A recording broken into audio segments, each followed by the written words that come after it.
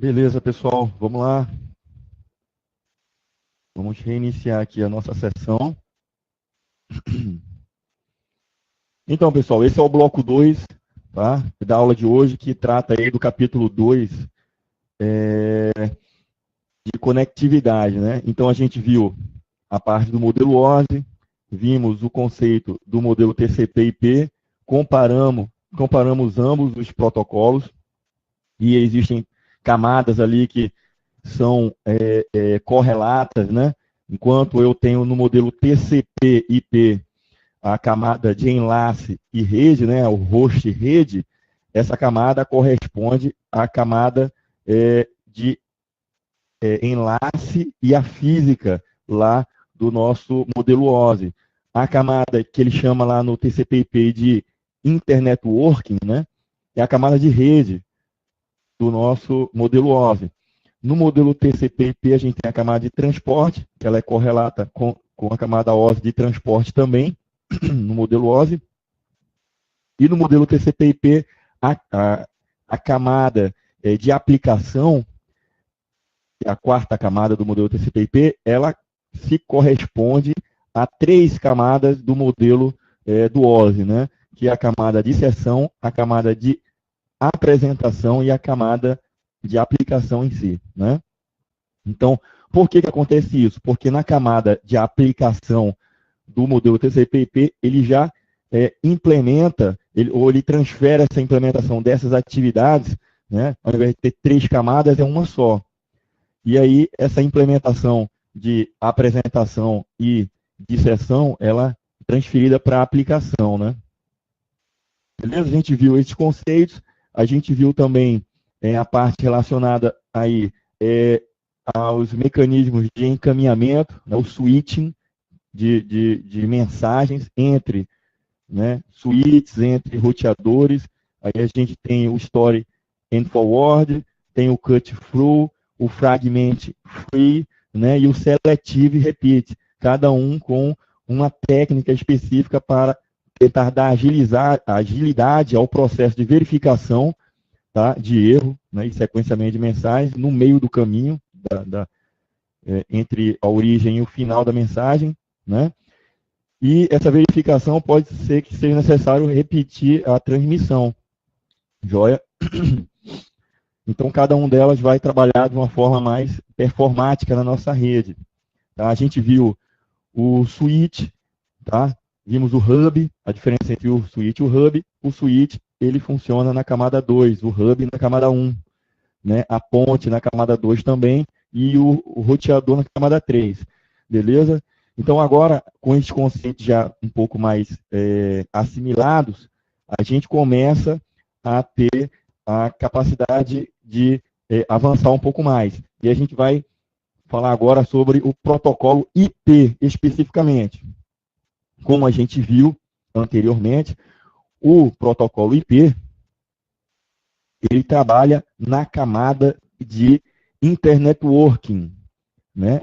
Ou seja, ele é o elemento da camada 3 do OSI, camada de rede. E no nosso modelo TCP/IP, esse é equivalente à camada 2, né? Porque a gente tem a seguinte camada no TCP/IP, né? A gente tem a camada de aplicação, certo? A gente tem a camada de transporte, temos a camada de internetworking ou IP, né? E aí a host, né?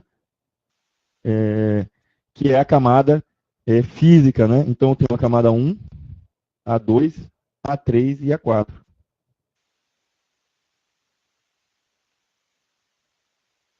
Certo? Então tem essas 3 camadas aí.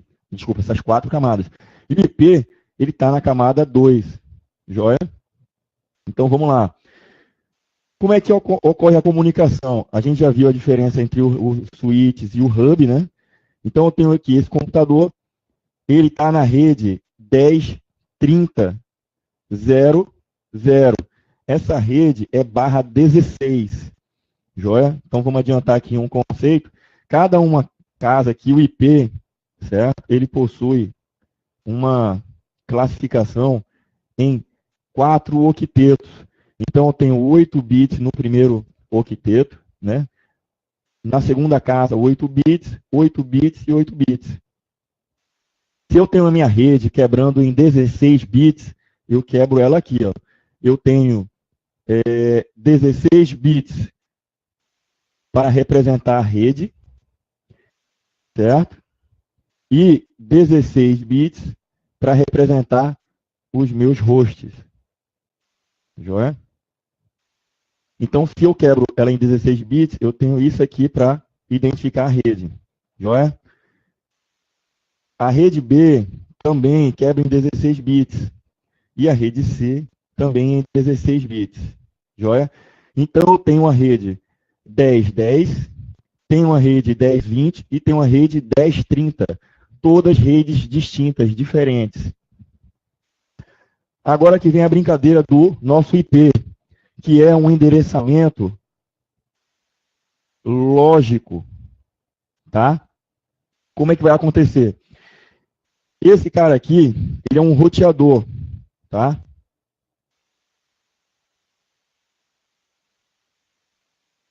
Joia? E ele tem 3 portas. Ele tem um enlace que vai para a rede B, tem um enlace que conecta a rede C e a que conecta na rede A, tá?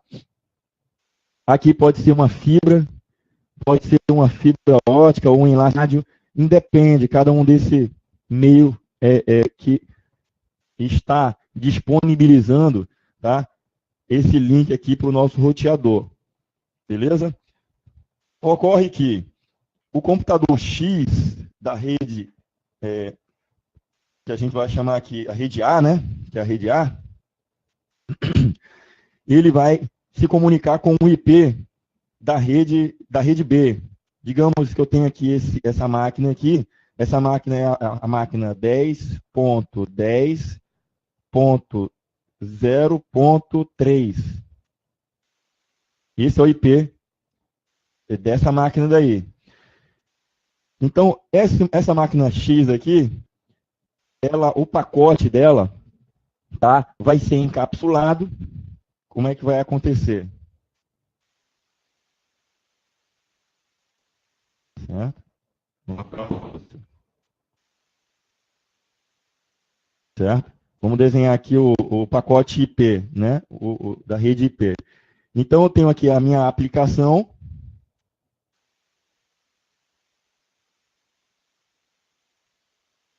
Certo? Essa minha aplicação, ela vai ser encapsulada na camada de baixo, que é a camada de transporte.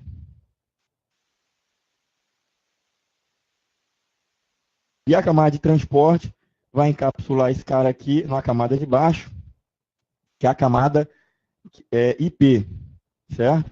A camada de rede. Esse cara vai virar um pacote, tá? E esse pacote, ele vai ser encapsulado, certo? Vou colocar aqui. Ele vai ser encapsulado dentro de um frame, né? Que vamos supor que ele é o Ethernet.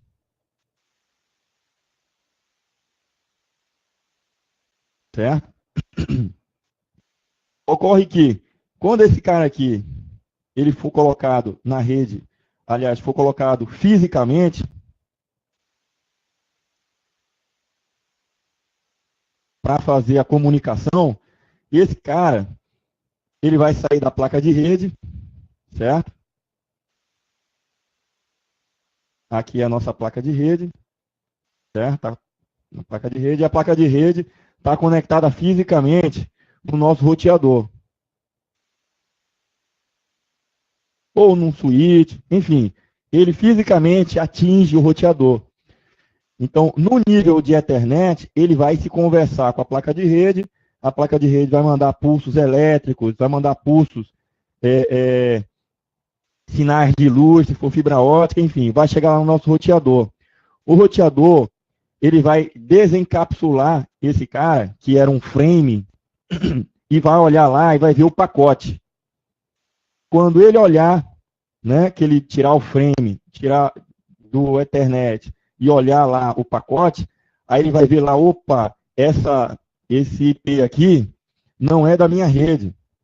O que é que eu vou ter que fazer? Eu vou ter que pegar esse cara e jogar ele para o roteador que tem aquela máquina lá. Aí é quando, certo? Ele chegou aqui, ó, e esse roteador, tá, mandou para outro roteador ou já injetou na rede, que é a rede destino. Se esse só for um roteador, tá, a gente precisa passar a dar mais saltos por mais outros roteadores, ele só larga esse IP, esse frame agora aqui, ó. Joia? Então o frame, que é Ethernet, por exemplo, é camada 2, esse roteador, ele consegue fazer essa transmissão e injetar esse frame dentro dessa rede aqui, que é a rede B, né? Lembrando que a gente quer chegar nesse 10.10.0.3. E aí, o roteador vai poder injetar esse cara nessa rede, porque ele sabe que é nela, através desse link aqui, que ele consegue colocar ele na rede que encontre essa máquina daí. Beleza? E aí é que entra aquela questão lá do endereçamento MAC, do RARP e o ARP, certo? Eu tenho o endereçamento IP, tá? Durante toda essa comunicação, certo? Durante toda essa comunicação, a saída aqui, certo? Veio para o switch, foi para o roteador, tá? Para chegar aqui, nesse outro switch, a gente veio acompanhando o frame, tá?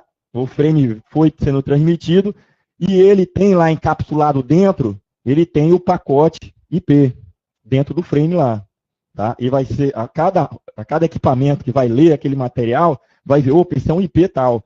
Só que ele não sabe quem é o MAC daquele cara. Ele não sabe. E o endereçamento lógico, ele só serve para poder você chegar numa rede distinta, uma rede remota. Então, quando ele chegar dentro dessa rede aqui, que é a rede final, ele vai poder, tem que ter alguém que leia e saiba que aquele IP, ele corresponde a um endereçamento MAC de uma máquina. E aí ele vai poder chegar à máquina lá. Então, é a hora dele, do roteador aqui, ó, enviar esse frame aqui para o switch. Aí o switch vai olhar lá na tabela dele, na tabela de MAC. Então, eu vou ter lá, ó, certo? Que o IP tal está atrelado ao MAC tal. Entendeu? E aí ele vai poder chegar aqui e o switch, certo? E o roteador que estava nessa porta aqui, ó. Deixa eu... Então, olha só.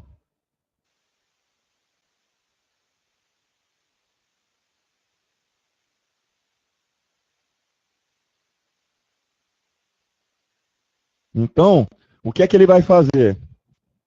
É nessa hora que, quando chegar aqui a conexão, no nosso switch, o roteador que está conectado nessa porta aqui, ele vai chavear e vai chegar a conectar diretamente na porta que está o computador, que é o destino. Porque existe aquela tabela de mapeamento de IP e MAC. O switch, ele mantém uma tabela que sabe o MAC, o endereçamento MAC de todos os equipamentos que estão conectados no switch. Tá certo? Ele tem que, por obrigação, ter esse conhecimento. E aí, essa hora que o protocolo ARP, ele sabe o IP e vai querer descobrir quem que é o MAC. Por que ele quer saber quem que é o MAC? Para poder direcionar ele especificamente, sem perder tempo em dar broadcast, nem nada. né? E mesmo que fosse necessário dar o broadcast, é importante ele saber quem que é o MAC de destino nessa rede aqui. Por que, pessoal? Ele precisa saber quem é o MAC de destino. Porque mesmo que ele fosse dar um broadcast, dentro do frame que ele vai dar o broadcast nessa rede aqui, aqueles frames vão estar sendo direcionados para aquela máquina específica. Aí você pergunta assim para mim, mas ele vai precisar dar um broadcast ou vai, ele não tem como saber quem que era o que antes? Não, né, pessoal? Lembra que a gente está nessa rede aqui, essa rede A, esse computador X aqui, ele sabe quem que é o IP da rede B que ele quer acessar, é o 10.10.0.3. Esse IP, esse cara aqui, ele conhece, ele sabe que é o IP que a máquina que ele quer conectar. Então ele vai mandar essa conexão para o switch, esse switch aqui não sabe quem que é esse cara, é de uma rede remota.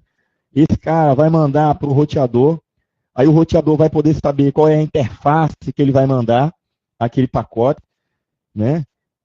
Na verdade, ainda em frame, né? É o pacote, se você for avaliar no nível 3 da camada OSI e do nível de Internet Working, lá, nível 2 do TCP/IP. É um pacote, certo?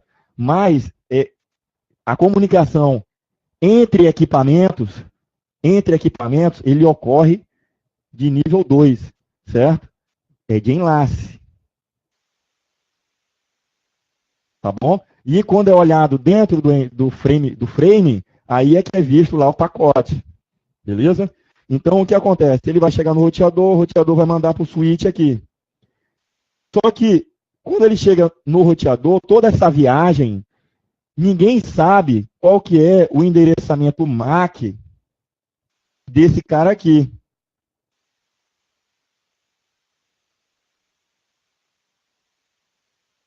Quem que é o endereçamento MAC? Eu sei que essa máquina quer conversar com essa daqui, está numa rede remota. Mas quem é o MAC dela? Não dá para saber. Por isso que é utilizado o IP para poder chegar naquela rede lá. Só que quando o frame chegar aqui, no switch, chegar na rede remota, o que é que vai acontecer? Aí vem o dilema, né? E agora, eu tenho o IP, eu sei quem é o IP, mas eu preciso me conectar numa máquina que ela tem um MAC. E a comunicação no nível 2, ela vai acontecer somente no nível de MAC. Aí, por isso, a necessidade de descobrir quem é o MAC da máquina. Eu tenho o IP e quero saber o MAC. Aí entra o protocolo ARP, que vai descobrir quem que é o MAC associado da máquina, do IP. Joia? O inverso é o RARP. RARP. Eu tenho o MAC, mas eu não tenho o IP. Quando que isso é importante saber? Eu tenho o MAC, mas não tenho o IP. É simples, né, pessoal? É o DHCP. É um exemplo, né, da aplicação de você ter uma máquina que ela tem um MAC, todos têm um MAC, né? Mas ela não sabe quem é o IP. Quem é o IP associado a ela? Ela pode solicitar ao DHCP um IP, para entrar, para funcionar dentro da rede. Aí entra a descoberta do IP. Eu tenho um MAC, mas eu não sei quem é o IP. Aí eu vou fazer a descoberta do IP. O padrão é você ter uma comunicação em rede, né? Hoje em dia, a gente usa o protocolo IP numa rede local, tá? Como forma de facilitar a comunicação. E tudo é IP, né? Para comunicar em redes remotas e tudo mais. Independente se eu estou me comunicando na minha rede local, eu tenho IP. Se eu vou me conectar numa rede remota, eu vou usar o IP também, tá? Mas o IP é numa camada 3, numa camada mais superior. E a função dela é rotear para fora. Se eu estou usando minha comunicação interna, tá? Aquele IP, ele não tem função nenhuma. Assim, eu digo em termos de função de roteamento. Se você está se comunicando numa rede local, sem ultrapassar um roteador, aquela funcionalidade de IP, ela só está ali servindo para que você tenha um gerenciamento fácil dos IPs das máquinas, os endereços IPs das máquinas. Mas você poderia aplicar ali um protocolo que não fosse o IP. ele ia se comunicar só por MAC, nas máquinas ali. Isso tem que ficar claro para vocês, tá? Como hoje em dia tudo é internet, tudo é comunicação acessando enlaces remotos, é lógico que você vai usar um protocolo que já te garante isso daí. Se a comunicação for interna, independe se é IP ou não. Mas se eu precisar acessar remotamente, ele já vai estar utilizando o protocolo adequado, né? Aí por isso o IP é o protocolo tão utilizado, né? Tá joia? Pessoal, ficou claro aí essas questões? Tem alguma dúvida? Por favor, pessoal. Eu adoro quando vocês perguntam e a gente vai amadurecendo as ideias, tá beleza? Pode perguntar.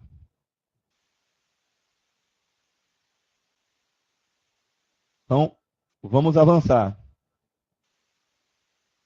E aí, pessoal, no estudo do protocolo, né, do IP, a gente tem o seu cabeçalho.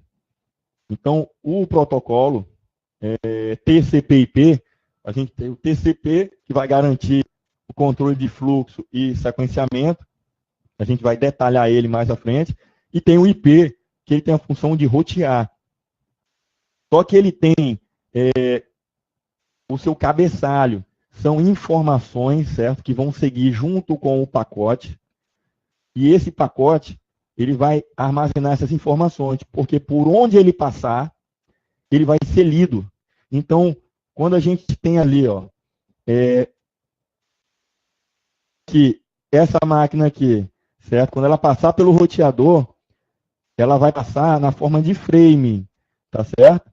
A comunicação entre um equipamento e outro acontece na forma de frames.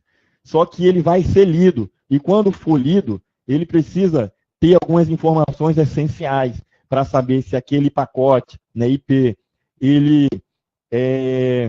tem garantia de entrega, ou seja, ele está sendo monitorado a sua numeração, né, de pacotes para sincronizar os pacotes, certo? Porque o IP, ele é um protocolo, certo, de roteamento.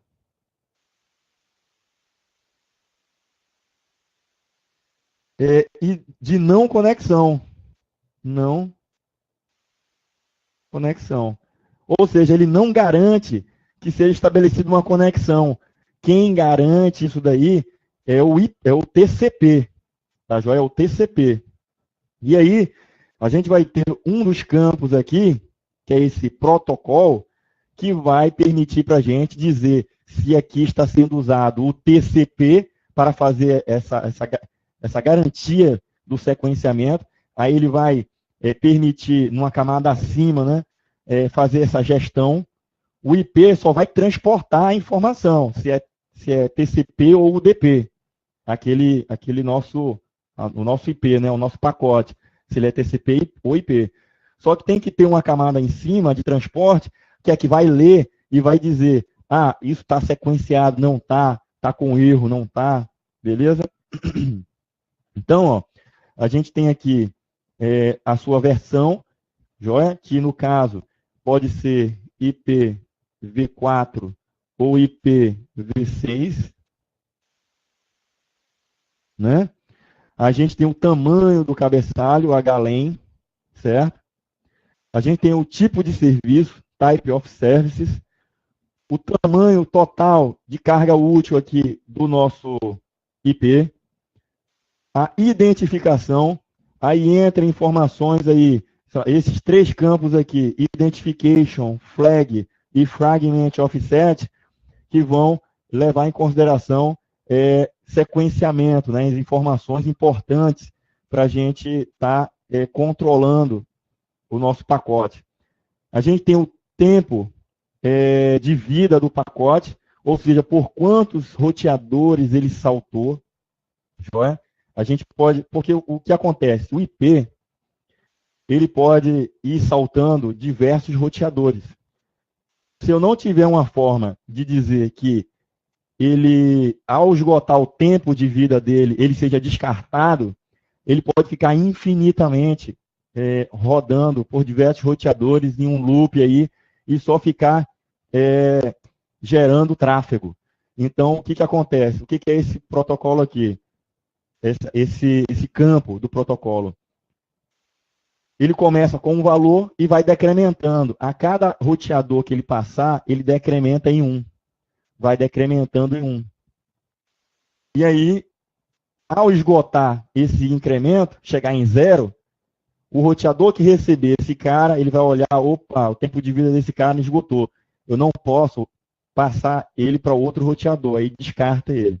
Joia? Esse campo aqui, ele tem 8 bits. 8 bits. O campo TTL. Ou seja, se ele tem 8 bits, a gente tem 255 possibilidades. 255 combinações, né? Seria isso aqui, ó. 1, 2, 3, 4, 5, 6, 7, 8. Né? Tá certo? Então, eu tenho a possibilidade de dar 255 saltos. Dou um salto por um roteador, aí esse cara é decrementado em 1. Menos 1. Aí dou um salto em outro, aí mais menos 1 e assim sucessivamente. Até chegar em 0 e esse cara não passa mais. Joia? Aí eu vou ter aqui a informação de um controle de erro por CRC. Tá bem?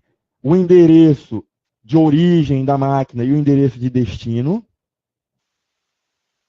Então, o endereço de destino é importante para quê? A gente vai ver lá que é a forma dele chegar lá no destinatário. E por que no pacote tem que ir junto o endereço da origem? Né?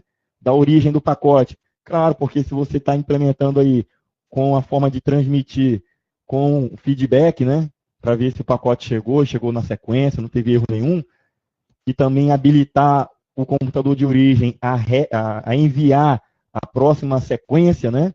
Baseado no feedback que o destinatário lá enviou. Opa, recebi. E agora eu vou transmitir a próxima faixa.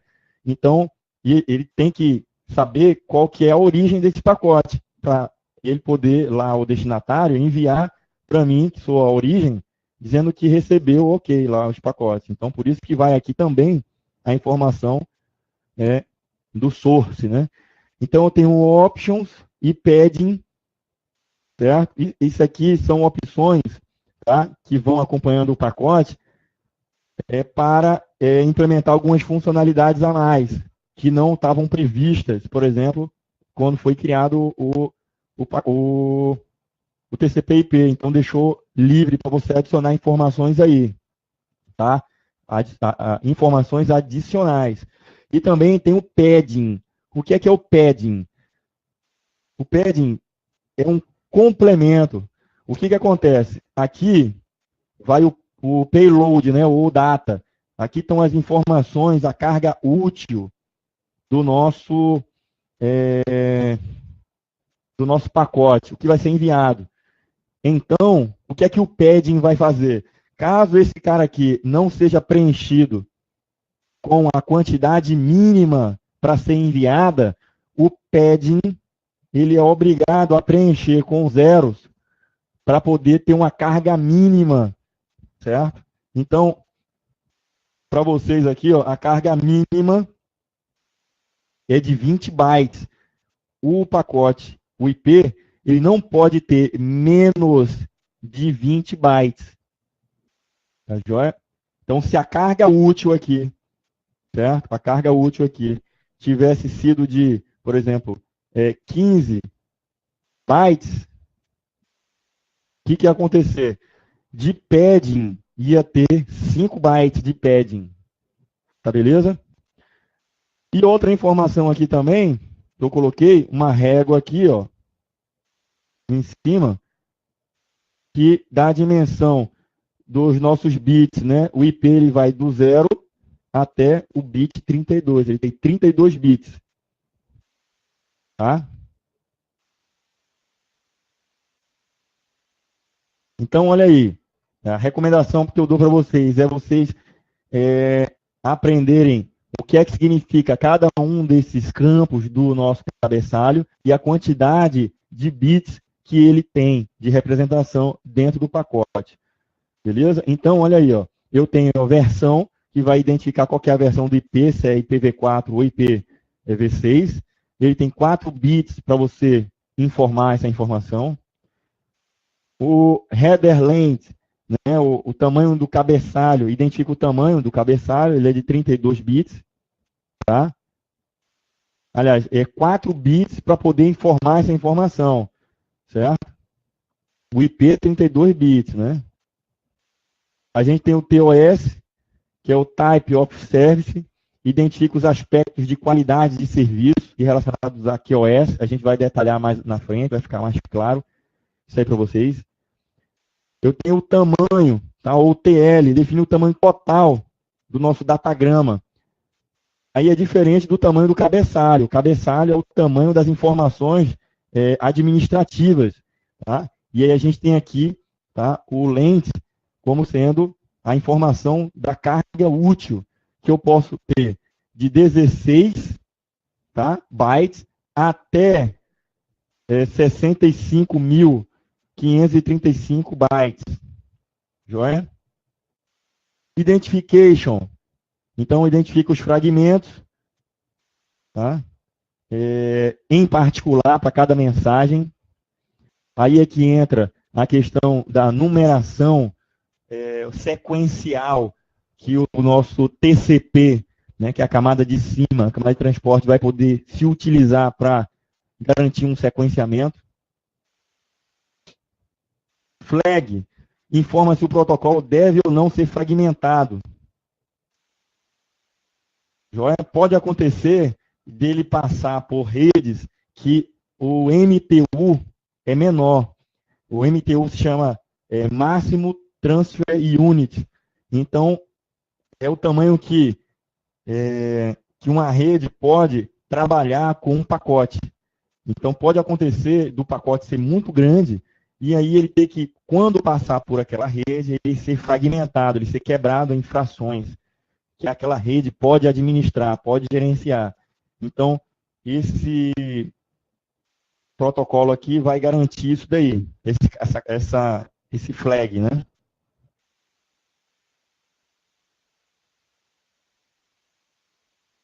Agora vamos falar sobre a fragmentação, para ficar um pouco mais claro aí. Então, ó, principais características, a necessidade de quebrar os pacotes, certo? E pode existir a necessidade de fazer essa quebra de pacote, porque eles podem viajar por redes onde tem o MTU, o máximo e transfer unit, diferentes. Então, o pacote, ele começa com um tamanho, aí ele vai seguindo, aí vai passar por um roteador que o tamanho do MTU dele é diferente. Aí o que vai acontecer? Vai dar erro, não vai passar por ali. Aí tem que quebrar isso daí. Então, ó, o MTU do pacote IP é esse daqui, ó, 576. Gravem, pessoal, esse valor aqui, tá certo? Fragmentos menores do que esse podem causar degradação de performance. Ó, do Ethernet, eu tenho o MTU do Ethernet como 1.500 bytes. Tá, beleza? O token ring é 4.192. Controle de fragmentação realizado pelos campos Identification, Flags e Fragment Offset do cabeçalho datagrama IP. Tá joia? Então, o que acontece? Esses 3 campos aqui, eles vão permitir para a gente identificar. Na verdade, eu falei o seguinte, pessoal, e falei uma coisa que não está correta, não. O Identification, ele vai identificar um sequencial para o fragmento que ele criou, a fragmentação dele. E isso aqui está no nível de IP ainda, certo? Não está no nível de transporte, tá? Então, o sequenciamento que vai acontecer também lá no nível de TCP, diferente desse aqui, que ele está criando uma identificação para cada um desses flags, cada um desses fragmentos que ele criou, joia? E vai poder remontar lá na outra ponta. Tá? mas é a fragmentação desse nível aqui de IP. Tá? Então, olha aí, ó. Eu tenho no protocolo IP fragment offset, informa o posicionamento do fragmento em relação ao pacote. Aí ele tem 13 bits. O TTL é o time to live, né? O tempo de vida. Ele vai ter 255 possibilidades, ou seja, 255 saltos. Cada salto, cada roteador que ele passar, eu vou ter um decremento de 1 bit, menos 1 bit. E aí, ao passo que quando chegar em 0, aí ele não salta mais, ele é cortado da rede. Eu vou ter o protocolo que informa qual que é o protocolo, se ele é UDP ou TCP, tá beleza? O CRC, tá? Que vai fazer uma verificação de erro. A origem, destino, cada um desses aqui, ó, tem 32 bits, a origem e o destino, porque é o endereçamento IP, né? Options IP são opções com informações adicionais para o IP, tá? Ao invés de ele criar um campo específico aqui, aí, opa, esquecemos de colocar um campo para fazer o controle na nossa aplicação. E agora, como é que faz? Vai mudar todo o protocolo IP? Não, usa esse cara aqui, ó, para você adicionar aqui uma informação de controle em options, né? Porque ele vai ter 32 bits.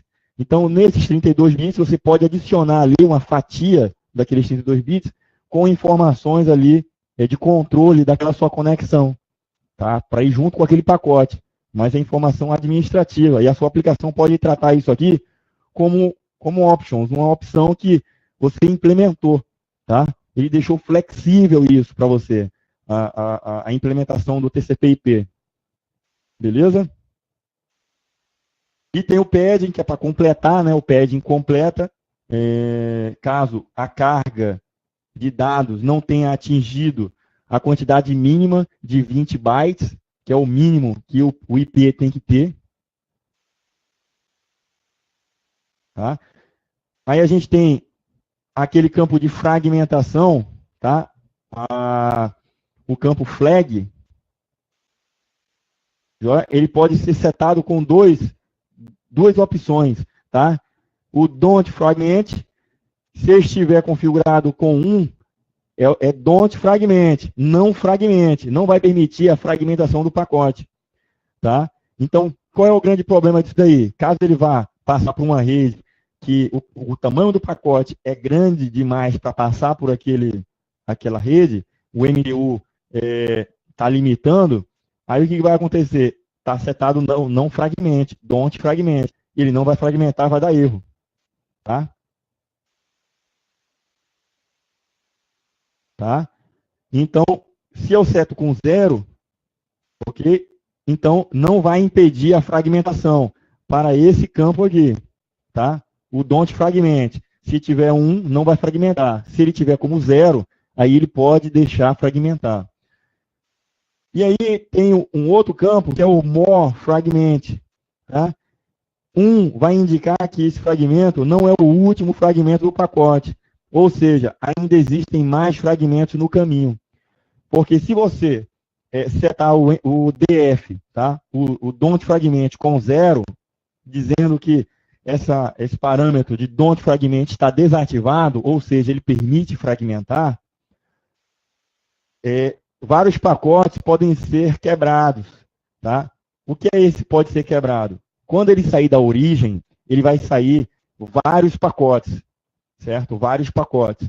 Só que cada um desses vários pacotes, ele ainda pode ser fragmentado. Por exemplo, o pacote 1, eu vou mandar 10 pacotes para o destinatário. O pacote 1, quando ele passar por uma determinada rede, que o MTU é grande, aliás, é pequeno, e aquele pacote é maior que o MTU, ele não vai conseguir passar. O que é que vai acontecer? Se o don't fragment estiver desativado, tiver 0, ele vai deixar fragmentar. Então, aquele um pacote vai ser quebrado em frações menores. E aí ele vai ser levado, vai transpassar por aquela rede e vai ser juntado de novo lá na outra rede. Ou seja, vamos supor que o outro roteador tá? Ele tem aquele story and forward, lembra lá? Armazena e para poder reencaminhar, ele vai juntar de novo aquele cara lá e vai se formar no pacote original, com aquele tamanho que saiu original lá da fonte, né? Então, ele vai servir para isso daí. E o segundo campo, que é o more fragment, vai servir para quê? Quando ele passar, que fragmentar ainda mais aquele pacote em partes menores para poder passar por aquela rede, quando ele for ser rejuntado, ser juntado novamente, tem que ter algum cara que diga assim, quem que é o último pacote, tá? Quem que é o último pacote, porque senão pode chegar pacote, frações de outro que, na verdade, não é do pacote 1, são frações que é do pacote 2, tá? Então, o pacote 1, quando foi quebrado em mais frações, foi rejuntando, juntou, e aí ele vai saber que chegou tudo, porque vem lá informando lá, se tiver um, indica que não é o último. Então, o 0 vai indicar que já não tem mais fragmento nenhum, aquele foi o último fragmento. Beleza?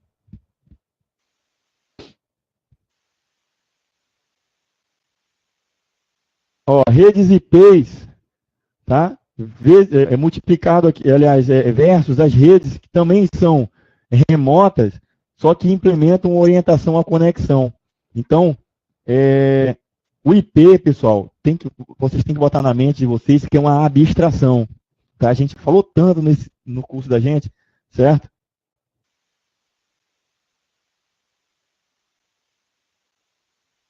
Ele é um conceito que ele pode estar presente em outros tipos de rede. Aí a gente falou lá do Token Ring, o Ethernet. Eu vou me utilizar de vários protocolos ou vários tipos de rede que ele independe. Ele não precisa saber se está trafegando sobre wireless, se está trafegando sobre uma rede que é fibra ótica. Ele quer saber de se comunicar pelo IP. Ele está numa camada acima. Joia? Então, como abstração, ele não sabe o que é que tem embaixo implementado. Tá joia? Ele não precisa saber. Só que ele é não orientado à conexão. Ele é não orientado. A forma como ele vai tentar dar uma garantia de qualidade é através do TCP, que vai fechar ali uma negociação antes, né? Mesmo o pacote se perdendo, ele fechou uma comunicação com o destinatário, a origem do destinatário, ali começa uma troca de mensagens, mas todas seguindo uma sequência numérica. Quando aquilo é perdido, aí eles reenviam, eles negociam de novo. Tá? Ao passo que existe uma certa garantia de que essa troca, ela pelo menos está sendo sequenciada. Se vai retransmitir dezenas de vezes, aí é outra história. Mas existe uma garantia virtual de que tenha conexão. Mas não é uma conexão física, não tem uma garantia. Por isso que o IP é chamado de não orientado à conexão. Porque ele precisa de outro elemento, que é o TCP, na camada de cima, de transporte, para garantir isso daí. Tá? E, em contraposição a isso, existe um protocolo famoso, que costuma cair em rede, pelo menos didaticamente, tá? É o X25. Eu, pelo menos, nunca vi essa implementação do X25, mas estão nos livros e didaticamente ele é cobrado. Então, eu tenho aqui, ó, ele é orientado à conexão. Então, eu tenho aqui o IP, que é não orientado à conexão, versus as redes orientadas à conexão. E o X25, ele trabalha nas 3 camadas, na camada 1, 2 e 3. Ele é um protocolo autossuficiente.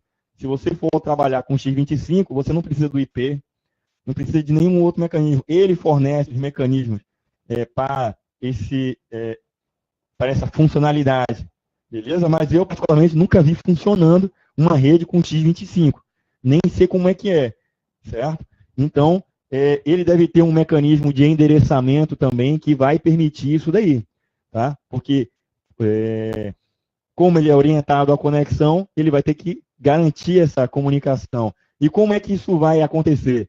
Então, eu vou ter que ter links de fim a fim que se conectam a origem e o destino de forma única, né? Eu não posso ter vários caminhos, porque se eu tivesse vários caminhos a serem tomados, então eu teria que ter mecanismos para fazer esse controle, né? Porque o pacote pode seguir caminhos diferentes, né?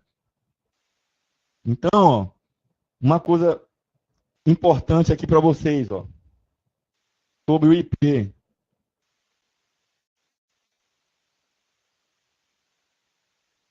Vou desenhar aqui. Então, ó, eu tenho aqui a rede A, eu tenho aqui a rede B, tem uma rede C, e aqui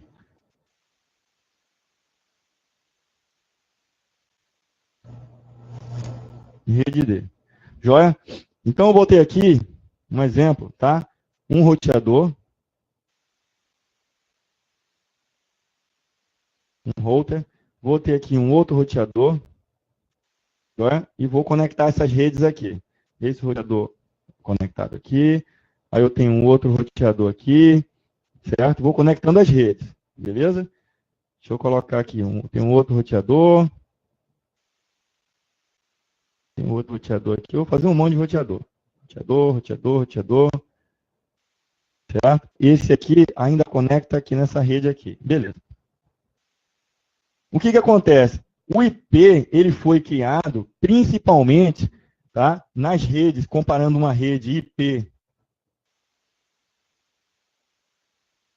com uma rede orientada à conexão, certo? Como o X25, eu tenho aqui o IP versus a X25, é porque na X25, quando eu tenho aqui, ó, uma rede A, ele se conecta com um link, certo? Na rede B, tá? Eu tenho esse link aqui, esse enlace direto. Aí eu posso ter outra rede aqui, tá? Como sendo a C, e assim sucessivamente. Eu tenho esses enlaces diretos, tá? Então a rede A liga a rede C e liga a rede B. E assim sucessivamente. Isso aqui é o X25. Isso aqui é orientado à conexão. O que acontece? O IP, ele é não orientado à conexão para dar uma garantia de redundância também, tá? Porque o que acontece é o seguinte, ó, se eu caio com a minha conexão aqui, tá certo? O que vai me acontecer? Eu posso, num X25, ele vai poder, eu não tenho a conexão direta mais, tá? Não tenho direta mais. Mas pelo IP, eu tenho outra rota aqui, não tenho, ó? Eu teria outra rota para poder chegar lá na rede B. Isso é o conceito aqui do nosso IP, tá? Como é que acontecia? Os americanos, eles, quando visualizaram a criação do IP, antes todas as redes, elas se conectavam através de enlaces diretos, ou seja, tipo um X25, um enlace direto. Então, toda aquela minha conexão, ela era feita de forma a garantia da conexão direta, né? Então, o que acontece era o seguinte, vamos supor que acontecesse uma catástrofe, tá? Como é que aconteceu? Lá nos Estados Unidos, no período da Guerra Fria com a Rússia, eles temiam que, por exemplo, se fossem bombardeados e caísse uma bomba nuclear, por exemplo, numa parte dos Estados Unidos, a rede toda ela ia ser comprometida. Então, para garantir isso daí, eles criaram o pacote, a rede IP, porque caso uma rede ela fosse toda comprometida, um exemplo, tá joia? Aliás, deixa eu botar aqui um desenho diferente. Digamos aqui assim, ó. Se essa rede aqui, que, por exemplo, é lá no Pentágono, ela fosse comprometida, joia? Não iria interromper a comunicação com outra rede. Então, o pacote que seguiria, tá, por essa rede aqui para chegar aqui, tá, ela pode estar seguindo outro caminho, tá, joia? e ele consegue ainda chegar numa outra rede. Ao passo que a conexão orientada, como a do X25, eu não tenho essa garantia, eu não tenho o pacote seguindo rotas diferentes. Então, caso um pacote ele tivesse seguindo um caminho que fosse por aqui pela rede, para atingir uma rede que tivesse indisponível, mas na verdade ele estaria querendo chegar na rede C, eu ainda teria a possibilidade de chegar na rede C por outra rota. Joia, iria me dar o erro, tá? O IP, o ICMP, né, lá do IP, ia me dar o retorno de erro, dizendo, olha, não foi atingido lá, deu erro. E aí, aquela comunicação iria tentar seguir outro caminho. E na hora de seguir um outro caminho, ele ia me chegar lá na minha rede C, ou iria me chegar lá na rede B, né? Ao passo que não iria interromper toda a nossa rede, certo? Esse é o conceito principal do IP, ele criar essa flexibilidade. Coisa que o X25, ele é uma conexão orientada à conexão, mas se o enlace estiver indisponível, ele não vai ter como se comunicar. Tá joia? Então, basicamente, é isso daí. Então, numa rede aqui, que fosse uma rede TCP, IP, se esse link aqui ele tivesse indisponível, tá? Mas tivesse uma outra rota para ele seguir, ele iria alcançar lá a rede. Tá certo? Esse aqui é o cerne do nosso IP. Então, olha aí, ó, fazendo uma comparação entre o IP e o X25 e Frame Relay. O IP não garante a integridade dos dados. Quem vai garantir é um nível acima, é a aplicação, é a camada de transporte. Né? O serviço não é orientado à conexão, não orientado à conexão. Por isso que, caso ocorra alguma catástrofe, por exemplo, ele vai dar o erro e aí vai conseguir seguir por outro caminho ali o pacote quando for transmitido. Hosts têm total influência na montagem e remontagem desses nossos pacotes, enquanto lá na rede X25 o host tem pouca influência na montagem e remontagem desses pacotes. Existe uma garantia tão grande daquele enlace que não se preocupa-se em implementar um algoritmo para estar verificando isso daí. Joia? Já numa rede TCP/IP, eu tenho que estar fazendo uma verificação lá no nível lá do host, lá no final, para saber se aquele pacote chegou sequenciado, se está sem erro, porque ele pode ter seguido em rotas diferentes, e na hora de se juntar lá no destinatário, eu tenho que verificar isso daí. Já numa rede X25, eu não preciso testar. Eu posso ter isso implementado, mas eu estou gastando, eu estou dando um esforço muito grande. Já que o enlace já era direto e que tinha uma garantia de segurança, para que eu vou estar fazendo essa verificação de novo? Certo? Detecção de erro e correção dos erros, tá? Vai ser na camada de transporte. Beleza? E aqui, ó, no X25 ou Frame Relay, essa detecção de erro e correção de erros vai ser no nível ali da camada de enlace e rede também. Tá? Nessas duas camadas aí, eles podem estar fazendo essa verificação de erro. Aí você pergunta para mim, mas por que um faz na camada de transporte e o outro, o X25 ou Frame Relay, vai fazer essa verificação de erro na camada de rede ou na camada de enlace? Só por garantia, tá, da forma como é feita a comunicação. No X25 e Frame Relay, eu tenho uma garantia de que o enlace é direto. Ele tem a garantia da qualidade do enlace que é direto. Já no nosso TCP/IP, o IP não garante isso aí. Ele pode simplesmente mandar uma rota por outro lugar. Tá? Os pacotes podem seguir 4, 5 roteadores diferentes. Tá? Mas lá no final, ele vai chegar e vai ser remontado. É nessa hora que entra a camada de transporte. Porque o IP, isso só se preocupa com o roteamento. Beleza. Aí a gente vem ver os protocolos de controle, os protocolos de verificação de erro. Aí o principal, mais famoso, é o ICMP. Ele vai sinalizar o emissor sobre os erros, tá? Ou o congestionamento de pacotes. Então, o que ocorre? Ao atingir redes remotas, certo?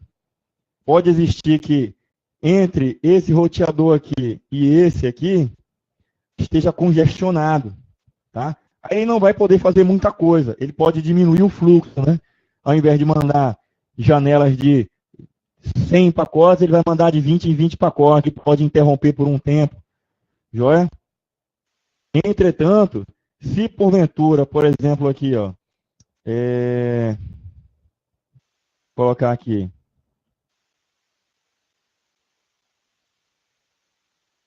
Tem uma rede A, tem uma rede B e a rede C, certo? Tem um roteador aqui, um roteador, aí tem um outro roteador aqui, tem um outro roteador aqui até chegar essa rede aqui, beleza. Outro roteador e chega nessa rede. E desse outro roteador eu ainda conecto na rede C. A rede C, ela está conectada por dois enlaces aqui, ó. Tanto por esse roteador aqui, como por esse, beleza? Então, o que acontece é o seguinte, digamos que está congestionado por esse caminho aqui. Aqui tem um enlace que é de rádio. E aqui é fibra. É fibra ótica, beleza? Então, ele pode optar por mandar por aqui, para depois vir para cá, né? E chegar aqui na nossa rede C, tá? Mas isso vai ser sempre assim? Não. Esse enlace aqui, vamos supor que ele está engargalado, ou ele ficou sobrecarregado, porque é fibra, todo mundo manda para ele, começou a dar erro aqui, está congestionado. Aí ele manda o pacote agora por essa rede aqui. Porque mesmo essa rede sendo de rádio um pouco mais lenta, justifica a velocidade ser mandada por aí, aquele pacote. Quem é que vai ter uma noção de verificar qual que é a velocidade? Qual que é a velocidade que está sendo transmitida por esse cara aqui? E qual que vai ser a velocidade, tá? Que vai estar esse link aqui que é de fibra. Quem que vai estar fazendo essa avaliação é esse protocolo aqui, ó. É o ICMP. Porque à medida que ele vai mandando os pacotes, ele manda pacotes de controle. E esse cara sempre está avaliando a rede, avaliando o desempenho. Aí é onde ele vai ver que quando tem uma transmissão, tá, que começou a ter, voltando aqui, né, ICMP, a IGMP a gente vai lá mais na frente. Então eu tenho aqui, ele vai verificar que a rede está congestionada. Por que ele vai saber? Porque esse pacote ICMP vai começar a vir com tempos de demora. Ele começou o pacote, toda vez eu mandava um pacote, aí todos eles voltavam em 1 segundo. Aí depois começou a voltar em 20 nanosegundos. Lá para as tantas, estava em 2.000 de resposta. 2.000 nanosegundos. 2.000 nanosegundos equivale a 2 segundos. Então ele pode simplesmente deduzir que aquela rede ali, por aquele caminho que ele está seguindo, ele está sobrecarregado, está congestionado. E aí ele vai poder, com esse subsídio, essa informação, sinalizar um roteador, sinalizar alguém de que ele pode ter que mandar por outra rota. Beleza? Ele informa o emissor, né, sobre a rede e hosts que não alcançáveis. Então é aquele caso lá, por exemplo, caiu uma bomba atômica num estado americano, pum, aí inviabilizou toda uma infraestrutura, mas a comunicação não vai ser perdida para achar outra rede, tá? Ou inclusive até uma rede que exista lá, naquele local que teve uma catástrofe, só que aqueles roteadores que foram afetados estão indisponíveis. Os pacotes, quando chegaram ali, chegaram e inalcançou aquele cara. E aí vai dar uma mensagem de erro. Aí ele pode retransmitir seguindo outra rota. tá? E aquela outra rota vai bater no destinatário, só que não vai passar por aquela rota indisponível, entendeu? Informa o emissor sobre redes e hosts desconhecidos, tá? Utiliza o IP para transportar o cabeçalho ICMP. Então, a gente viu que um dos componentes que vai dentro do IP é o ICMP, o IGMP. Tá? E aí eu tenho também um protocolo de controle que é o IGMP. Certo? Quando é que ele vai ser empregado? Quando eu tenho tráfego de multicast. Tá? Então, é o Internet Group Multicast Protocol. Então, quando eu tenho... lembra daquele nosso conceito de broadcast, unicast e multicast, né, pessoal? Então, quando eu tenho aqui o host A, o host B, o host C. Joia? E tem um computador aqui que é o D. Tá? O multicast, eu tenho um grupo multicast. Quando eu tenho uma comunicação que ela é direcionada para esse multicast, automaticamente essas duas máquinas vão receber. Joia? Um tráfego unicast, ele aponta somente uma única máquina. E o broadcast, ele vai para todo mundo. Beleza? Então, esse IGMP é para transmissões de um para muitos. Ou seja, os que participam do grupo do multicast. Mensagens são direcionadas, né, endereçadas para os grupos multicast. É aplicada em streamers de vídeo, jogos e outras aplicações que precisam de transmissão para um grupo de multicast. Então, os roteadores eles vão manter uma lista desses grupos de multicast. Outro pacote, outro protocolo que está dentro do IP para fazer esse controle é o ARP. Então, cuidado nas pegadinhas. Tá? Esse protocolo, apesar de se relacionar com o MAC e ser um conceito de camada 2, ele é um auxiliar do IP. E ele trabalha na camada do IP, para auxiliar o IP a descobrir quem é o MAC. Eu tenho o IP, mas eu não sei quem é o MAC. Quem é o MAC daquela rede? Então, eu tenho aqui um computador que está na rede. Tem um computador aqui, certo? Que ele quer se comunicar com um computador lá na rede C. Ele tem o IP. Certo? Eu sei quem que é o IP, mas quem que é o MAC? Quem que é o MAC daquela máquina lá remota? Primeiro que eu não preciso saber agora, aqui na rede A, quem que é o MAC de lá. Não preciso. Tá? Que se eu precisasse fazer essa gestão, seria inviável. Né? Qual que é a minha intenção de usar IP? É justamente ter um endereçamento lógico. Quando eu chego no meu pacote, que saiu aqui da rede A, foi passando pelos roteadores, tá? Até chegar lá na minha rede C, aí sim é a hora de pesquisar e saber quem que é esse MAC, tá? Para poder me comunicar através de frames, né? Joia? Que um exemplo é o Ethernet. Tá? A rede Ethernet.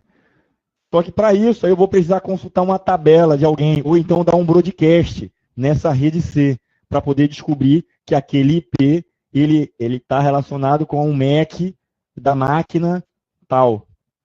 Joia? Lembrando também que vocês viram que o cabeçalho do protocolo IP, ele tem um endereçamento de 32 bits da origem,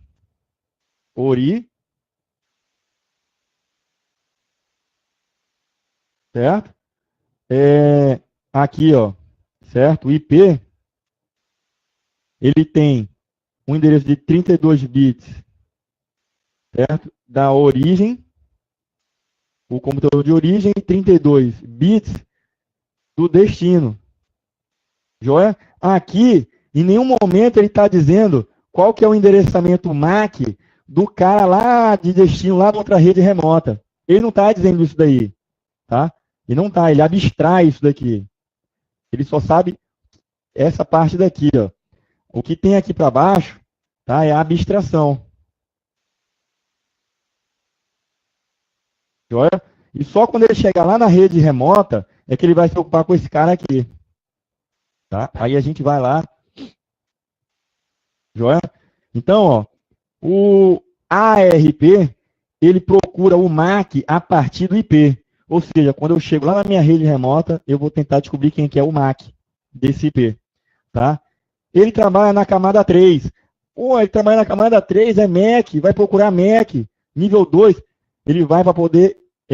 esse protocolo, ele está na camada 3, né, ou na camada de Internet Working, né, para auxiliar o IP a encontrar quem é o MAC dele.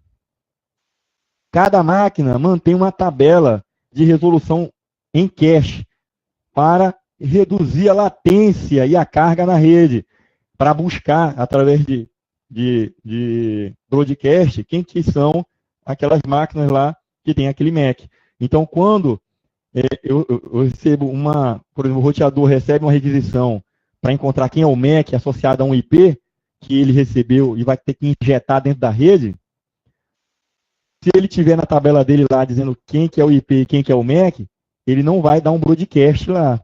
A mesma coisa é o switch, né? Quando chegar lá no switch, aquela requisição, né, do IP naquela porta lá, na verdade já vai chegar na porta específica do switch, porque quando ele passou pelo roteador, o roteador que está conectado no switch, ele vai mandar o IP e vai dizer já qual que é o MAC que ele quer encontrar na rede. Quando chegar no switch, o switch vai ver, opa, ele está querendo, é o MAC tal. Esse MAC está na porta número 24 do switch. Aí ele vai mandar para aquela porta lá.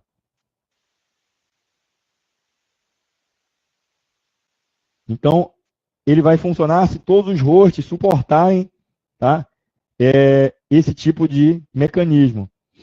E aí a gente tem o RARP, que ele vai procurar o IP a partir do MAC.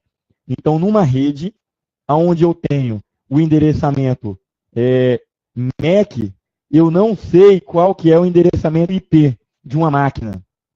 Tá joia? Então, vai ser jogado um broadcast na rede, joia? E esse broadcast, ele vai me gerar um pacote, um frame, que dentro dele, ele vem a informação de qual que é o IP. Quem é o IP da máquina, do MAC que eu estou querendo me conectar. Joia? E aí é o processo reverso, né? É o processo reverso. Cada máquina mantém uma tabela de resolução de cache, tá? Que aí vai saber do MAC quem que é o IP. Funciona se todos os hosts suportarem. Olha um exemplo aqui, ó. O host que deseja descobrir um IP para ele na rede, quando só conhecem os MACs dele, certo? Um exemplo disso aqui, do RARP, é o bootp e o TCP. O bootp é uma versão do DHCP, né?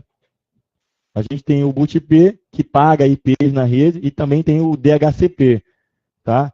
O DHCP é uma versão melhorada do bootp, porque o bootp, como é que era? Como é que acontecia? Você criava uma tabela, e aí você mesmo colocava lá, o MAC número tal vai ser o IP tal. O MAC número tal vai ser o IP tal.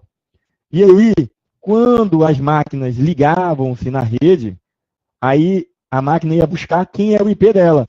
Então, ela dava um broadcast na rede. Opa, eu sou o MAC número tal. Qual que é o meu IP? Aí ele ia procurar, encontrava o servidor que estava pagando o bootp, né? E aí aquele servidor que tinha uma tabela lá, que você colocava manualmente quem que era quem, aí ele pegava o IP que era dele. Joia? Já o DHCP é um melhoramento. Eu posso pagar qualquer IP, qualquer máquina que tenha MAC, se ela requisitar, eu não preciso estar atrelando, amarrando um IP a um MAC. Né? Eu até posso fazer isso. O DHCP ele permite você configurar essa funcionalidade. Mas se você não configurar, vai ser pago qualquer IP para ele entrar na rede. Né? Então, é o processo reverso. Né? Tá joia? Onde o campo do protocolo, do cabeçalho de IP, vai ser setado com o bootp ou DHCP.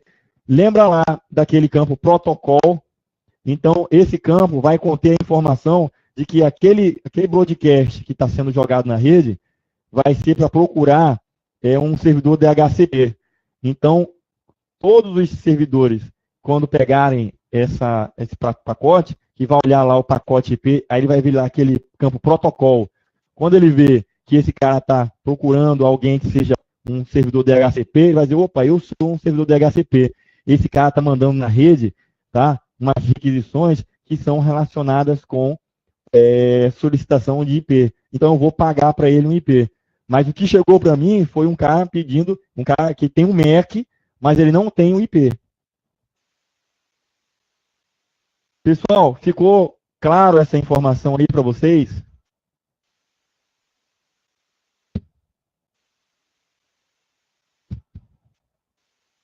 Exatamente, Luiz Cláudio. A camada 3 do modelo OSI é a camada de rede. E a camada 2 do modelo TCP/IP é o de IP, né? A camada de rede. Beleza? Muito bem, é isso aí. Então, olha aí o protocolo boot IP. Então, o boot IP, o que é? É o primeiro protocolo utilizado para aperfeiçoar a configuração de IPs nos hosts. Ele é estático. As estações devem apontar para um arquivo com parâmetros. Então, além de eu ter um arquivo, um tabelão no servidor, eu também tinha que ter na minha máquina, na estação de trabalho, configurar lá para que ele apontasse para essa máquina que estava pagando IP. Beleza? Ele não tem mecanismo de renovação, sem que seja feito o reinício do sistema, ou a expiração por tempo de alocação. Então, diferentemente do DHCP, eu posso colocar lá para ele expirar, tá? Aquele IP que foi pago para as máquinas. Cada máquina mantém uma tabela de resolução de cache, beleza? Isso aqui é informação lá do ARP ou do o RARP, tá? Então, essa funcionalidade do boot IP precisa que o servidor suporte. Ele é bastante empregado para configurar endereços em dispositivos sem disco, ou seja, aquela máquina burra, né? Aquela máquina burra que vai conectar num servidor para poder carregar um sistema. Então, se ela não tem o HD, eu não tenho como tentar carregar um sistema operacional, né? A memória, quando for ler aquele, não vai ter disco para ler um sistema operacional, um kernel, para poder subir e aí ter um sistema operacional. O que ele vai fazer? Ele precisa dar um boot na rede, tá? Ir lá no servidor, pegar um kernel e aí carregar alguma coisa na tela, para um sisteminha na tela. Às vezes o sistema é tão trivial que não justificaria o cara ter um disco mesmo na máquina, um sistema operacional na máquina. Dependendo do tipo de sistema, eu posso dar o boot na rede e buscar um kernelzinho num outro lugar remoto, carregar ele pela rede, na minha memória, tá? Carrego e aí começo a operar ali, trabalhando. Beleza? Existe o conceito de TIM, NET e TINC. Então eu tenho aqui, ó, só para ilustrar para vocês aqui, certo? Eu tenho isso aqui, ó, TINC e tenho o TIM, certo? Esse cara aqui, o TINC-NET, ele tem o disco e é uma máquina que o kernel está instalado. Ele tem o kernel. Ele tem um disco, certo? Ele tem um disco. E essa máquina aqui, ela é uma máquina burra.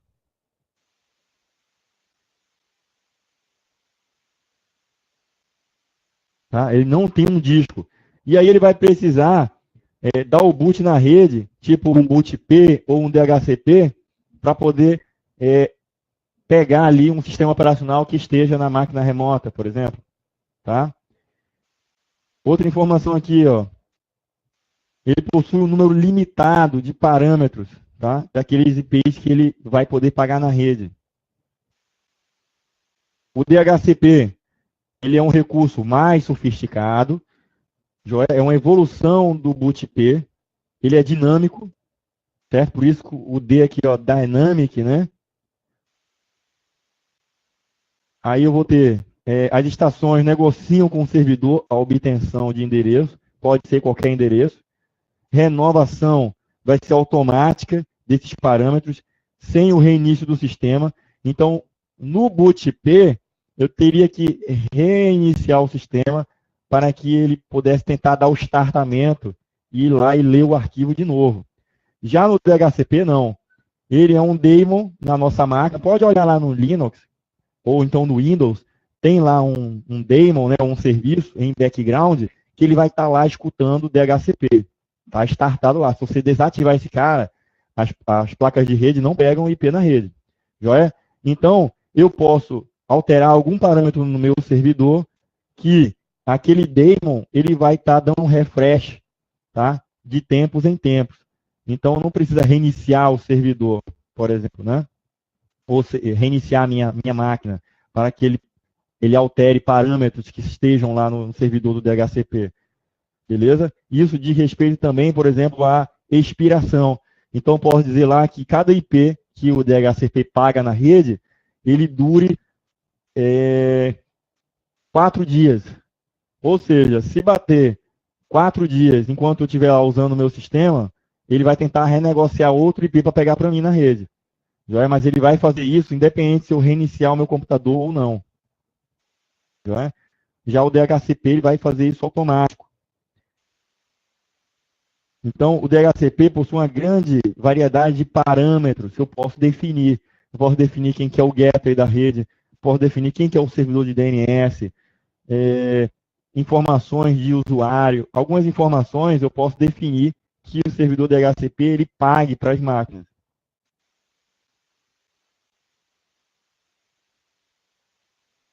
Beleza? Agora vamos falar sobre o protocolo da camada de transporte. A gente tem o UDP e o TCP.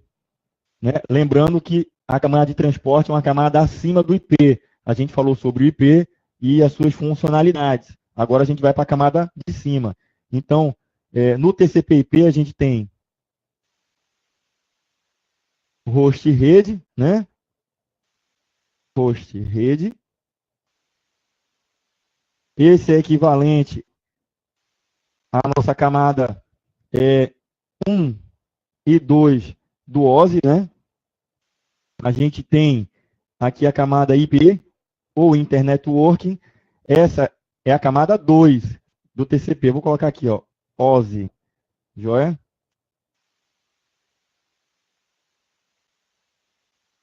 E aqui o TCP/IP. Então, essa é a camada 2, aqui é a camada 1, joia? Então, eu vou ter aqui em cima a nossa camada de transporte.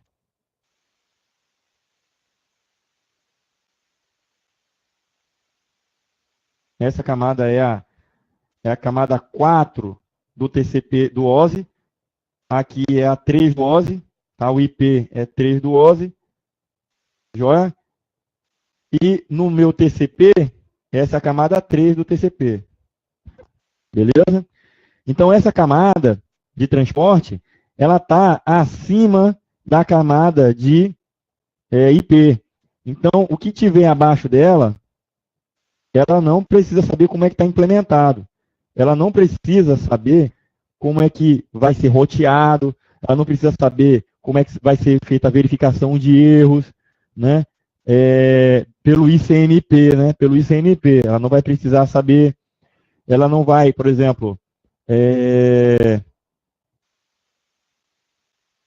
saber qual que é o roteador, a melhor rota. Quem vai decidir isso é o IP. Aonde é que vai entrar a camada de transporte? Somente para fazer a verificação do pacote em si, depois dele chegar. Ou, se ele estiver saindo da minha rede, é ele chegar e numerar aqueles pacotes, porque eles vão seguir a rede remota, então eu vou numerar, vou carimbar eles, e aí vou mandar eles para a camada de baixo. Que a camada de baixo vai rotear, vai fazer chegar lá no final da linha. Chegando lá, aí essa camada vai receber, a camada de transporte vai receber da camada IP, né?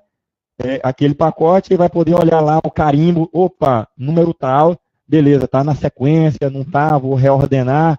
Primeiro, ele tenta ajustar dentro da camada de transporte aqueles pacotes que chegaram de forma sequenciada, ele primeiro tenta reordenar. Se ele reordenou, opa, deu certo, bateu, o número de pacotes enviados foi esse, está tudo certo, beleza, ele pede o próximo conjunto de pacotes, tá? Para a rede que está mandando esses dados.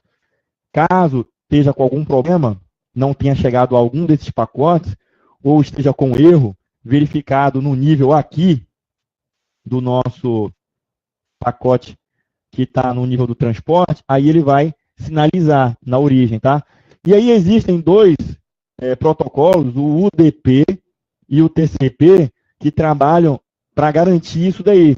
Só que o TCP, ele garante a entrega de forma sequenciada, tá? E ele garante, ele dá garantia de conexão, tá? Mas essa garantia de conexão não é igual àquela do X25, que é o canal circuito, ponto a ponto. Não é. Eu tenho vários caminhos a seguir pelo IP, né? O IP vai fazer várias rotas, só que ao chegar no destinatário, esses carimbos, né, essas sequências que foram colocadas dentro do nosso pacote, vão ser checados e verificados. É a hora do TCP garantir isso daí. E o UDP, ele não garante isso daí. Então, vamos ver isso agora. Tá? Então, vamos começar pelo UDP. Então, é o User Datagrama Protocol. É um protocolo não orientado à conexão. Por quê? Ele ignora esse controle de fazer essa gestão de numeração sequencial. Aí você pergunta para mim, mas qual a finalidade disso? É performance, pessoal, performance. Porque a partir do momento que eu não injeto um controle de sequenciamento daquele pacote, primeiro que aqui, quando eu estou ainda montando o meu pacote, eu não perco tempo em estar gerenciando essa numeração, tá? E também quando ele seguir na rede, da origem até o destinatário também não vai estar tentando verificar lá a sequência, né? Não vai. E aí eu ganho essa performance. Ele não garante que os pacotes vão ser todos entregues. Então, vamos supor assim, de 1 milhão de pacotes, se ele entregar 500 mil, e aqueles 500 mil, a aplicação ela não teve nenhum impacto, mesmo sendo a metade dos pacotes sendo entregues, ainda é vantajoso utilizar o UDP. A gente vai ver algumas aplicações que usam esse tipo de técnica de usar esse protocolo UDP para ganhar performance. Então, ó, ele não vai garantir a entrega, ele não garante o sequenciamento dos datagramas, o datagrama IP, né? Beleza? Ele dá simplicidade, não existe o fechamento de uma conexão de controle de conexão, chamado handshake. A gente vai ver que só acontece no TCP. Então, a comunicação, lógico, vai ser mais rápido. Não tem o controle de congestionamento, beleza? Esse controle de congestionamento aqui, a gente já viu que ele é essencial para que a gente possa tentar fazer outros caminhos. Então, o que acontece? O controle de congestionamento, tá? Ele nem é dessa camada aqui de transporte. Joia? Ele é da camada de IP. Ou da camada de rede, de algum protocolo que faça uso do modelo OSI. Por quê? Porque eu vou ter um protocolo específico lá na camada de baixo, que ele vai poder gerenciar congestionamento. Então, fiquem atentos para isso. A camada de transporte, ele não faz o gerenciamento de congestionamento. Quem vai fazer isso aí é a camada de rede, que tem lá aquele IGMP. Lembra lá do IGMP, o ICMP, que fazem isso daí. Agora você pergunta assim, mas o nosso protocolo de transporte, ele não faz o controle de fluxo, né? Ele faz o controle de fluxo. Só que quem vai sinalizar que está existindo um gargalo na rede, aí é o protocolo IP, tá certo? IP. Eu posso também deduzir, joia, que está existindo um determinado congestionamento na rede tá? Por conta da demora que possa existir da resposta, porque existe uma janela de pacotes. Mas quem vai fazer essa gestão da janela de pacote, a quantidade de pacotes que eu estou controlando para poder mandar a próxima sequência e fazer esse controle de fluxo que é realizado pela camada de transporte, esse quem vai fazer é o TCP. E o TCP, esse cara, é quem garante esse controle de fluxo. Joia? O UDP, ele não faz isso daí. Ele não tem controle de fluxo. E se ele não controla fluxo, ele não controla congestionamento. Tá? Não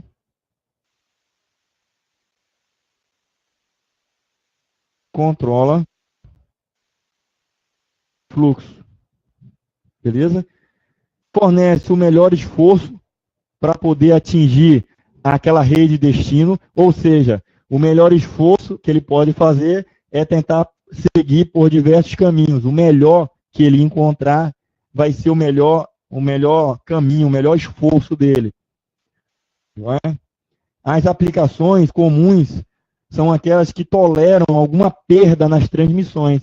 Então, quais são os tipos de transmissão que toleram perda? Então, a gente tem aqui, ó, streaming de vídeo, joia? DNS, o DHCP e o TFTP.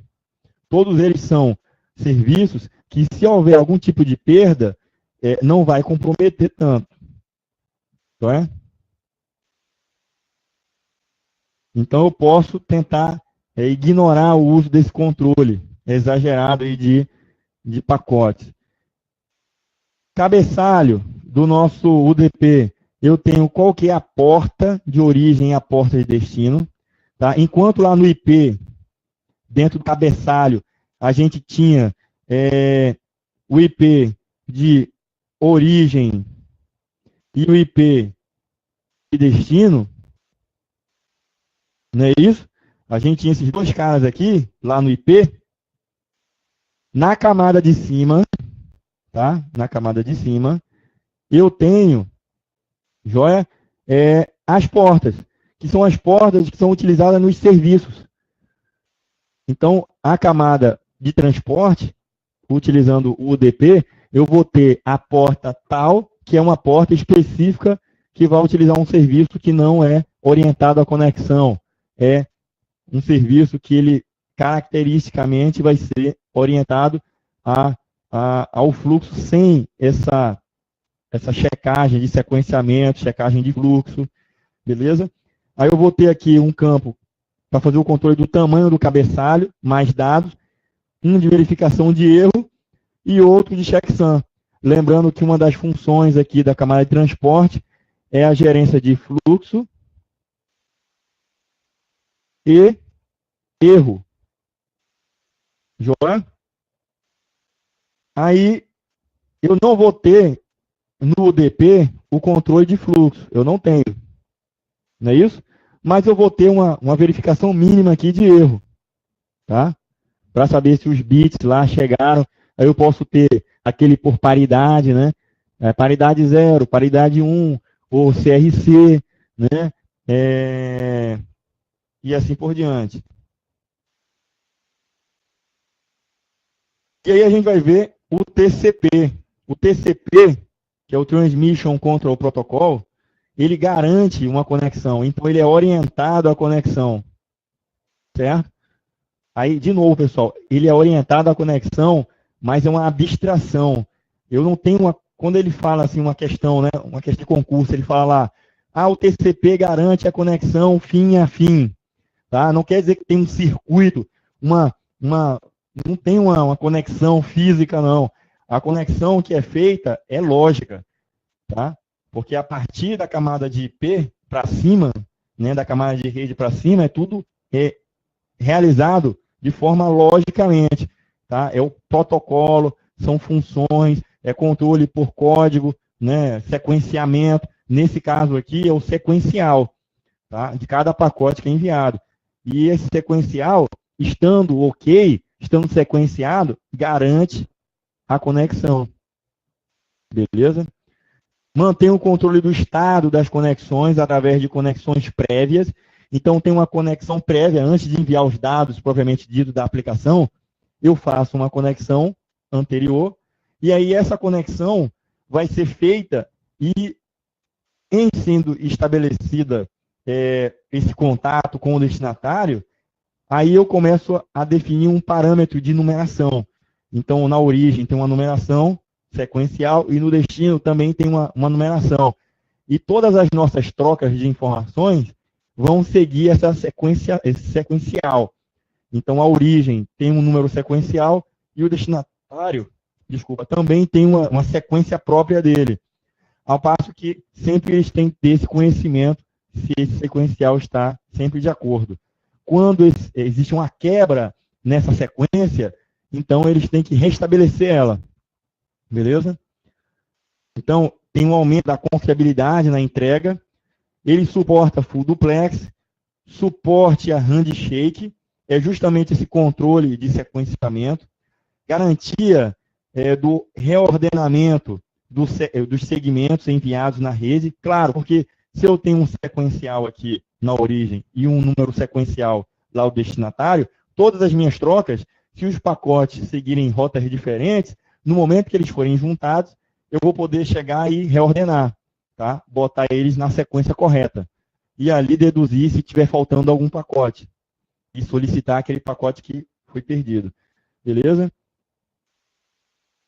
Também eu tenho o controle de fluxo através da janela deslizante. Opa, o nosso TCP já faz o controle de fluxo.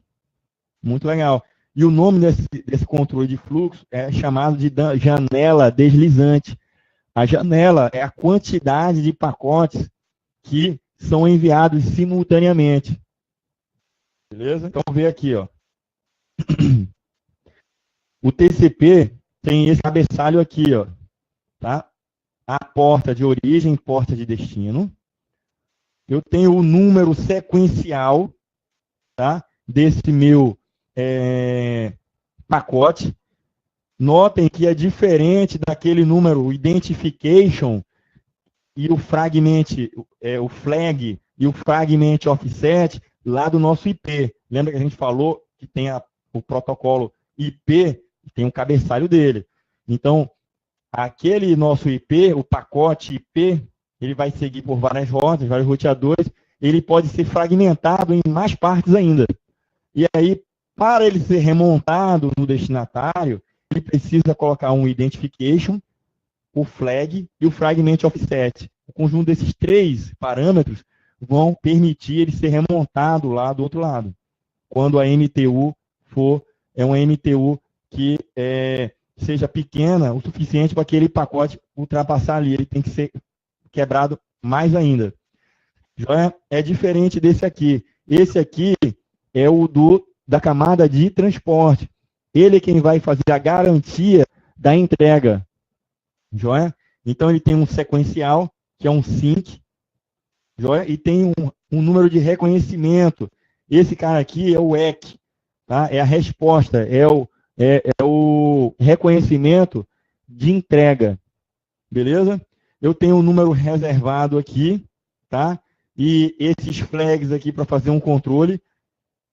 Eu tenho uma janela deslizante. Eu tenho um checksum, beleza? Esse checksum vai fazer uma verificação de erro também do TCP. Ponteiro, urgente, e tem o option e o pad. O option como sendo um campo reservado aí para eu adicionar alguma funcionalidade nova que eu queira implementar no nível de TCP, e o padding eu vou fazer a inserção de mais dados aí. Aliás, eu vou completar. Caso esse meu cabeçalho IP não esteja completo em 32 bits, aí eu completo eles fazendo lá a inserção de zeros. Aí você pergunta assim para mim, cadê os dados? Cadê os dados aqui? Tá? Eu tenho o padding, tenho um option, cadê o dado? Pessoal, não tem dados aqui. A gente está fazendo o controle do TCP, certo? Na forma de que ele vai fazer somente o sequenciamento desses dados aqui. A mensagem, ela foi encapsulada, a mensagem da aplicação, ela vai ser encapsulada dentro de um TCP ou UDP, certo? Dentro da camada de transporte. E aqui vai só informação de controle daquela conexão. O pacote ele vai ser adicionado dentro do pacote IP. Aí dentro do IP eu tenho dados lá, informações relacionadas com o nosso dado em si, certo? Então, olha aí, ó, estabelecimento de uma conexão. Eu tenho o two-way handshake. O que é? Eu tenho um computador 1 e tenho um computador 2. Então, eu vou iniciar uma conexão, uma conversação de forma sequencial com o meu destinatário. O que é que eu vou ter que fazer? A primeiro passo, eu vou enviar um SYN, tá? Um sinal sequencial. Aí eu enviei um número 100. Aí foi lá o número 100. A máquina 2 recebeu, certo? Aí ele vai enviar a resposta do sim, ele vai enviar um sim dele próprio e vai enviar o reconhecimento, um EC, dizendo que aquele número 100 foi reconhecido como sendo entregue. Então, ele vai responder para a máquina 1 o quê? Ele vai botar um sequencial próprio dele, começando em 300, joia? E ele vai responder o EC de 101. Ou seja, ele está esperando o próximo conjunto de pacotes, joia? Porque se ele tivesse respondido com 100, quer dizer que ele não recebeu ou recebeu com erro esse aqui que ele mandou, com 100. Se ele está mandando 101, quer dizer que ele recebeu, está tudo ok, e ele está pedindo a próxima sequência. E ele envia um sequencial dele também, tá? Então, quando ele enviar, o computador 1, ele vai, na terceira fase, enviar um SEC, que é o sequencial dele mais um, que foi pedido pela origem, e um EC, joia, um EC, contendo o reconhecimento que ele recebeu, aquela numeração sequencial que o computador 2 enviou, como sendo 300, enviou para cá, então ele sabe que ele tem que enviar 300. Então ele enviou lá a numeração 101, joia, e o 301. Ou seja, ele está dizendo para o computador 2 que recebeu o reconhecimento do 300. Está mandando um a mais. Ou seja, eu tenho o computador 1 sincronizado com o computador 2 e eu tenho o computador 2 sincronizado com o computador 1. Então, todas as minhas próximas comunicações, tá, vão seguir esse sequencial aqui. Joia? Toda vez. Então, qual seria a minha próxima comunicação aqui? Eu estou aqui qual seria a fase 4? A fase 4 seria, o computador 1 mandou 101 e o EC 301. Ok? E aí, o computador 2, né, vai mandar um SEC. Um SEC lá para o computador 1, de qual forma? Ele vai mandar um 102, não é isso? Desculpa, ele vai mandar um 302, joia? E o EC dele vai ser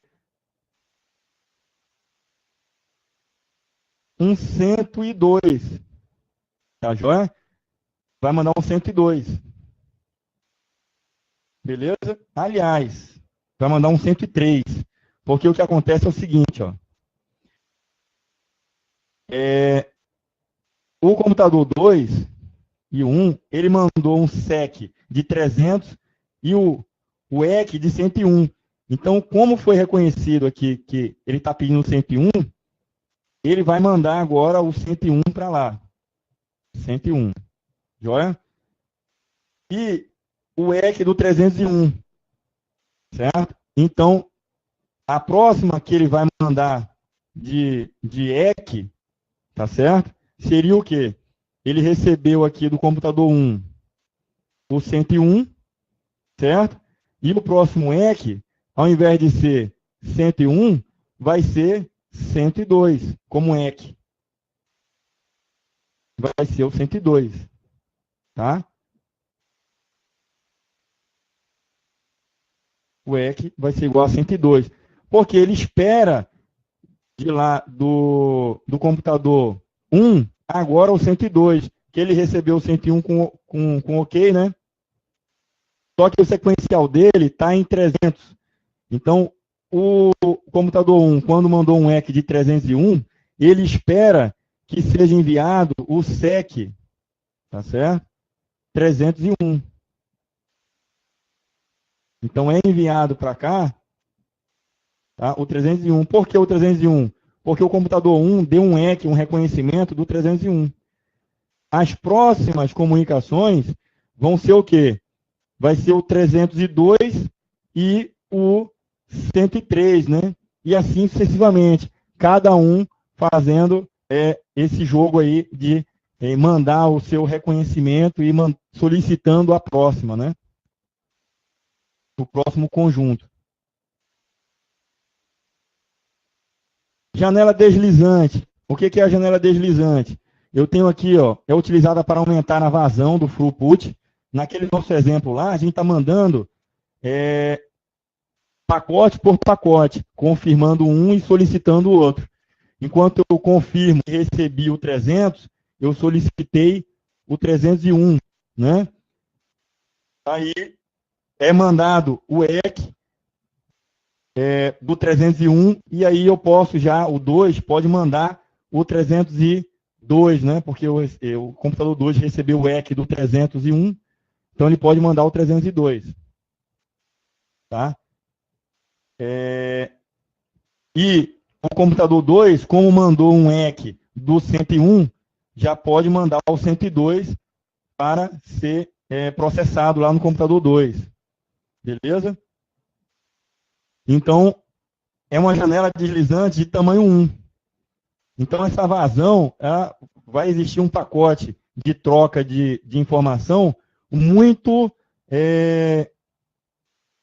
que vai sobrecarregar a rede. Ao passo que se eu aumentar essa janela, vai me dar mais flexibilidade. Então, eu tenho a negociação do tamanho da janela, vai ser o fluxo, né, o tamanho do controle de fluxo. Então, ó, a janela de 1 bit vai ser reconhecido como stop and wait, que é aquele exemplo lá.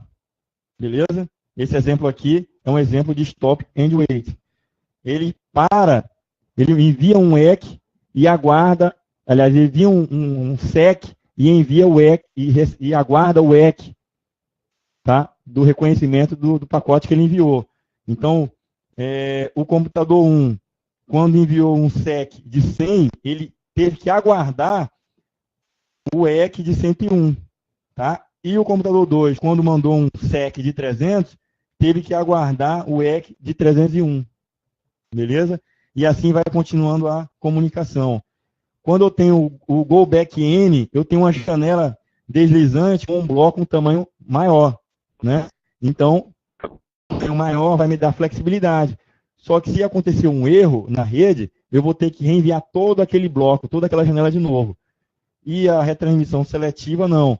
Se um bloco de 10 pacotes, se um deu problema, ele só envia aquele que deu problema. A gente já viu isso em aula anterior. Então, vamos ver aqui um exemplo. Ó. Essa janela deslizante aqui, ó. Já? Então, é enviado para o destinatário essa janela aqui, tá certo? Então, eu tenho, primeiro foi feito o handshake, ele iniciou a sequência, tá? Iniciou a comunicação, toda a nossa comunicação agora vai ser de 5 em 5. Então, quando eu tenho o computador 1, tá joia? Vamos ver aqui, ó. Eu tenho o computador 1, joia? E o computador 2, joia? Foi feito o handshake, sincronizou, beleza, agora eu vou começar a transmissão dos dados da janela. Então, quando eu mandar um SEC, tá? De 5 aqui, o computador 2, ele vai mandar um EC de 6 e vai mandar lá para o computador 1. Aí vai chegar aqui um SEC de 6, né? Ou seja, desculpa, vai mandar um EC, vai chegar lá uma requisição dizendo que deu EC do valor 6, né? Ou seja, se está o 6 como EC, ele recebeu toda aquela janela de 5. Ele está solicitando agora o 6. Então, eu vou mandar SEC 6. Aí é enviado para lá. Joia? Então, o próximo EC vai ser o quê? O próximo EC vai ser 11. Joia? Ele vai mandar esse conjunto aqui, ó, de 5. Joia? Então, ele vai solicitar depois o 11 em diante. E aí, o próximo sequencial aqui vai ser enviado nela a partir do 11. Tá? E aí, lógico, a partir do 11, somando 5 pacotes, né? Do 6 até o 10. Tá?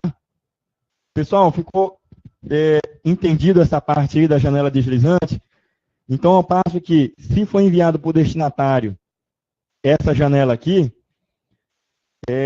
quando chegar lá no destinatário, se um desses pacotes tiver com problema, ele pode ter que retransmitir toda a janela, tá? E aí, isso aí é o método, tá? De go back N, tá? Se ele tiver que retransmitir somente o pacote que deu danificado, aí esse é o retransmissão seletiva, né? O selective repeat. Beleza? Aí, pessoal, a gente vai para um intervalo agora. Aí a gente volta para resolver questões de provas anteriores. Eu separei 10 aqui, muito interessantes. E aí fala dos conceitos que a gente viu na aula de hoje. Beleza? Vamos lá? Vamos beber uma água aí no banheiro. Beleza, então.